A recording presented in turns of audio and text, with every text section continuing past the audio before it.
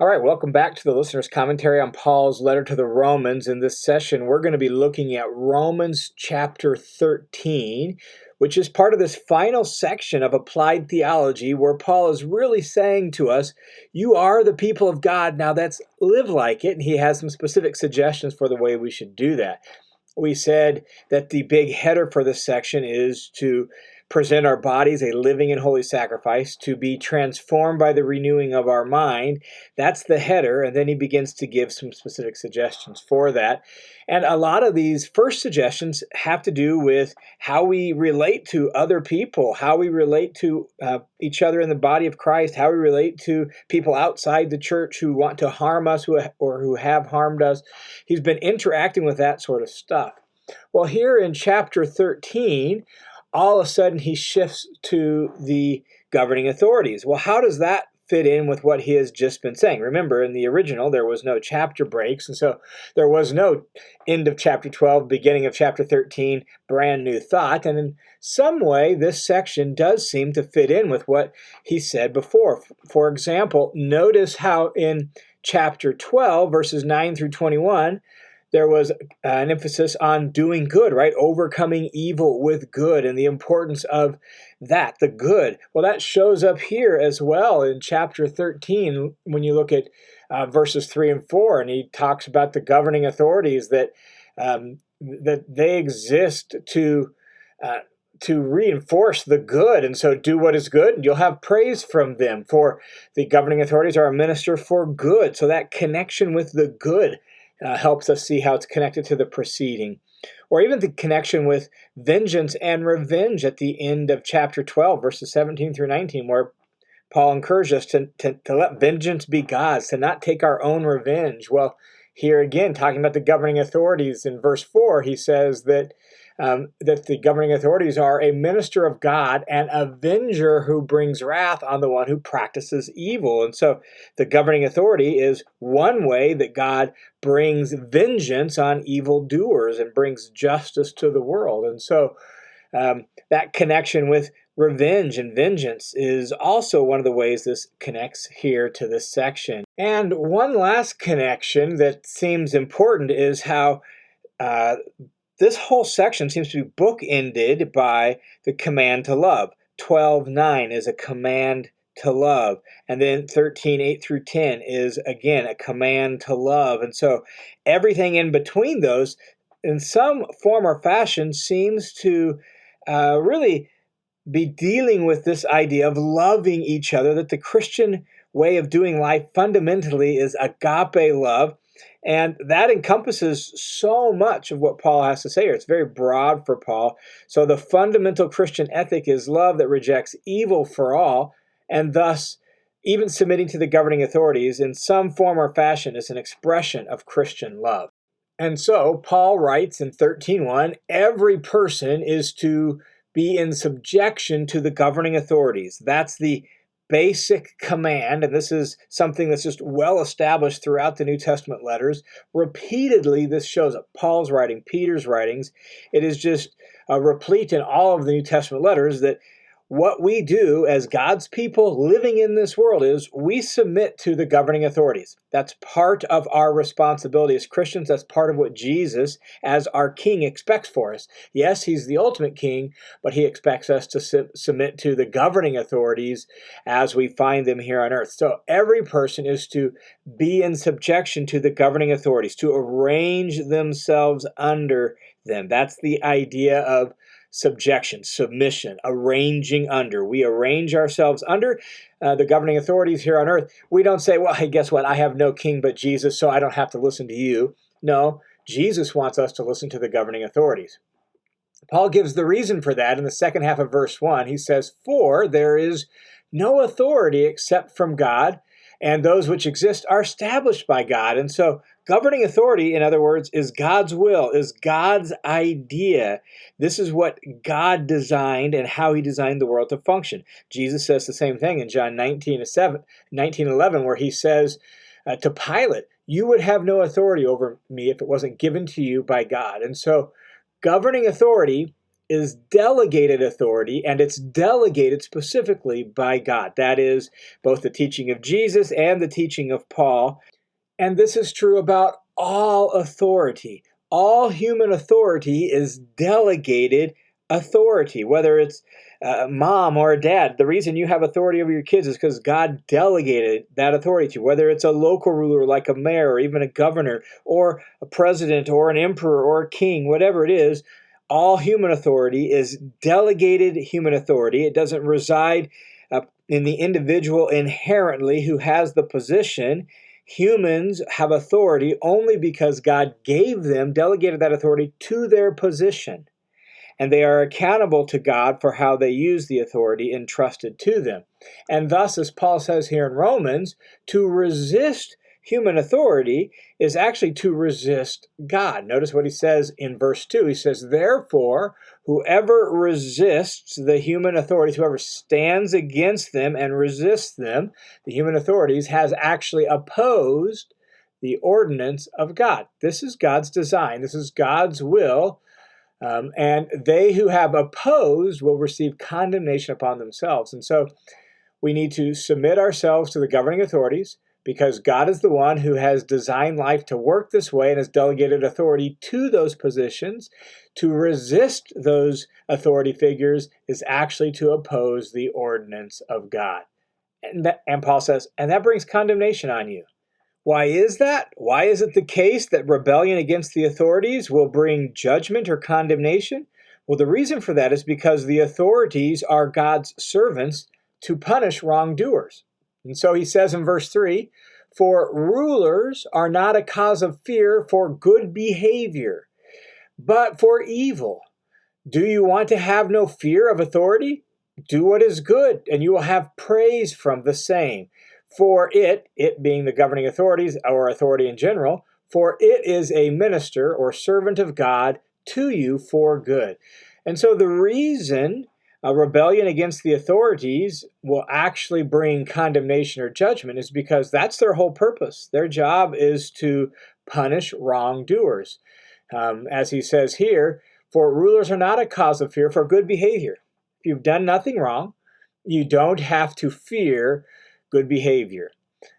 But they are a cause of fear for evil. Now, we know there are exceptions to this, right? Paul is not at this point giving a complete and total philosophy of government, but he's dealing with the basic way God designed things to work and the way, generally speaking, things do work. If you do what is good and right, you don't have to be afraid of the governing authorities. If you do what's wrong, you do. Now, we recognize that it doesn't always work out that way in a fallen world where you're dealing with imperfect humans and unjust systems of government. Get that. But generally speaking, this is the biblical view of authority, all right? So he says, do you want to have no fear of authority? Well, do what is good, and you will have praise from the same. And generally speaking, that's the case. If you are respectful and submissive and obedient to your teachers in school, you'll receive praise from them. If you're rebellious and rude and you won't cooperate and you won't follow the rules, you'll have trouble for yourselves and you have punishment for yourselves. That's just generally the way it works. The same is true in society at large. If you're a good citizen and cooperative and you obey the laws of the land, by and large, things will go well for you and you'll have praise from the local authorities. If not, you'll have punishment and problem from the local authorities. That's just generally the way it's supposed to work. And the reason for that, as he says in verse 4, is for authority, the governing authorities or rulers, or it in singular here, is just authority in general. For authority is a servant of God to you for good. And so it's actually, they translate it minister, but the word is just servant. The authority is God's servant. When delegated to human beings, it's actually a servant of God for your benefit, for your good. Again, the easiest place to see this is perhaps with good, wise, just parents. They actually are there for the good of the kid. Their authority is for raising up the child and helping them learn the right way to do life and to protect them from wrong and difficulty and all sorts of self-harm. So it's for your good. Well, the same is It's supposed to be true for governing authorities. It is, as an authority figure, it is a servant of God for good. But, he says, if you do what is evil, be afraid. You should have legitimate fear if you keep doing what's wrong and what's bad. You keep breaking the laws. Be afraid. Why? Well, he says, for it does not bear the sword for nothing. What is he getting at by that? Well, the sword was the primary way the Roman government practiced capital punishment, the way they executed wrongdoers and criminals. And so Paul seems to be suggesting that the threat of punishment is a legitimate part of governing, and not just any punishment. When he says bear the sword, he's actually talking about capital punishment. And so he seems to be suggesting that the government has the authority to enforce the rules by punishment, apparently by even practicing capital punishment, executing wrongdoers. That seems to be what he's getting at here. He says it's an avenger, meaning an avenger for God, who brings wrath on the one who practices evil. Now, if you remember the preceding context, what Paul had said at the end of chapter 12 is that we need to leave room for the wrath of God, or for wrath. Literally, the of God is supplied there, but we know what he's talking about. Leave room for wrath. Why? Well, because God says, vengeance is mine, I will repay. And what Paul seems to be saying here in connection with that in Romans 13:4 is that one of the ways God practices vengeance and brings wrath is through the governing authorities. And so, as N.T. Wright says, this is the point at which the authority must do what the private individual may not do. The authority must enforce laws and punish the wrongdoer, and in that sense, bring wrath, whereas the private individual, me and you, we may not do that because we are to allow room for the wrath of God. And one of the ways he does that, brings that wrath, is through the governing authorities. Paul goes on and says in verse 5, therefore it's necessary to be in subjection to them, not only because of wrath, but for conscience sake. So, submit yourself to them, not just because you're afraid of being punished. That's the idea of not only because of wrath, not just because you're afraid of being punished, but also for conscience sake. In other words, what he's getting at is because it's the right thing to do. Because God is the one who has arranged society to be set up this way. God is the one who has delegated authority to human beings, and thus, for having a good conscience, arrange yourself under them. He goes on and says, this high standing, this high position and purpose of the government actually obligates us to even pay taxes to them. He says in verse 6, for because of this, like he's emphatic, on account of this, for this reason, because of this job that's delegated by God to the authorities, you pay taxes. For because of this, you also pay taxes. For rulers are servants of God, devoting themselves to this very thing. And so if we have a full biblical understanding of governing authorities, then we'll understand why it is that we need to pay taxes to them. It's part of just the way God has arranged society to work. And so we pay taxes to the rulers because they're servants of God and they are devoted to this very thing. And so they need to underwrite the cost somehow, and thus we're obligated to pay taxes. Paul says in verse 7, so render to all what is due to them. Like this is just part of life in this world, part of living as a citizen on earth. Render to all what is due to them. Tax to whom tax is due, so pay your taxes. Custom to whom custom is due, which the customs were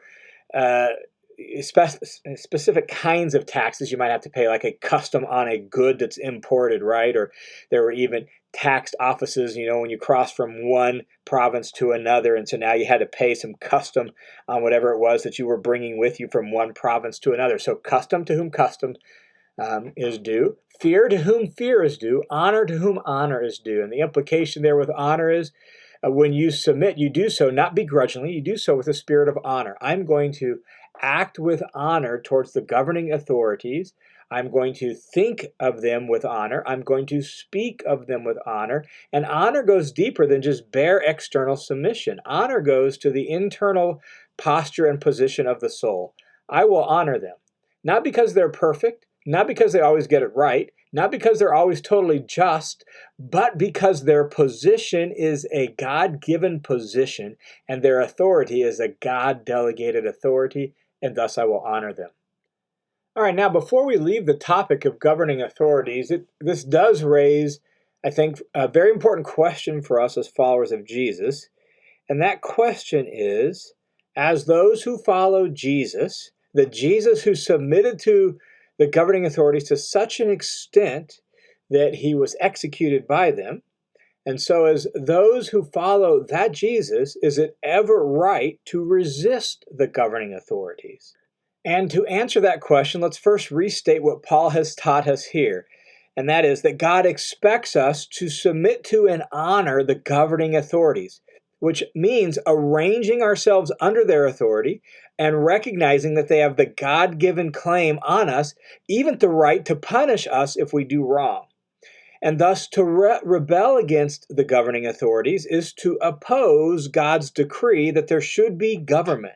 That's the fundamental posture. That is our default operating position. Now, what about the question then, is it ever right to resist the government? And here is what I think seems to be the basic biblical answer. Our basic stance must always be one of respect, honor, and obedience. Not because the individuals in the government are always right, but because the position of authority is delegated by God. So we honor the position, and we treat the individual filling the position with respect. When the government, however, requires us to disobey God, we must choose loyalty to God. Now, this is a very important point. Is it ever right to resist the government? It seems like what the Bible teaches is only if, by obeying the government, we would be forced into a position of disobeying God.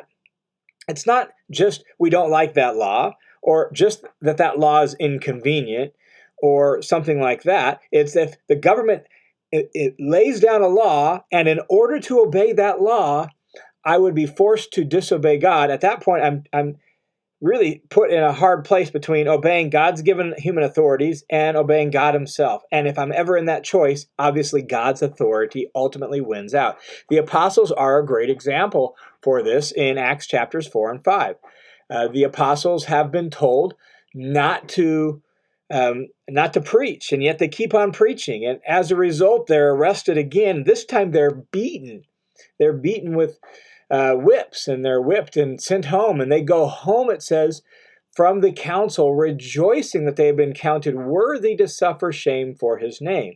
Now, the reason they continued preaching, even though they had been given an injunction not to preach, was, well, God had told them to. Jesus had commanded them to. That's their whole ministry, is to tell the story of Jesus. And so when the government says, you can't preach about Jesus, and Jesus says, go and preach about me, now they have two competing rules. Who are they going to choose? Well, they choose King Jesus over the local authorities. But at the same time, they accept the consequences of their actions. And they speak respectfully to the governing authorities. They tell them we've got to keep preaching because Jesus told us to. They are beaten, and they go home rejoicing because they have been counted worthy to suffer shame for his name. And so it's not just that they're in a position where they don't like the law of the land. It's that the law or the injunction that was given to them, the specific commandment from the local authorities, would have required them to disobey Jesus. And they couldn't do that. And they accepted the punishment of the governing authorities for violating that injunction. And so in those exceptional cases where we must obey God rather than man, as we see there in Acts chapter 4 and 5, we must be prepared to suffer the consequences of our disobedience, just like the apostles did. This too shows our submission to the divine plan that there be governing officials. So it is exceptional and probably rare when we're going to have to disobey the governing authorities. It's only when there's a command that would actively force me to disobey God. So with that little qualification or caveat in mind, don't lose Paul's basic point here.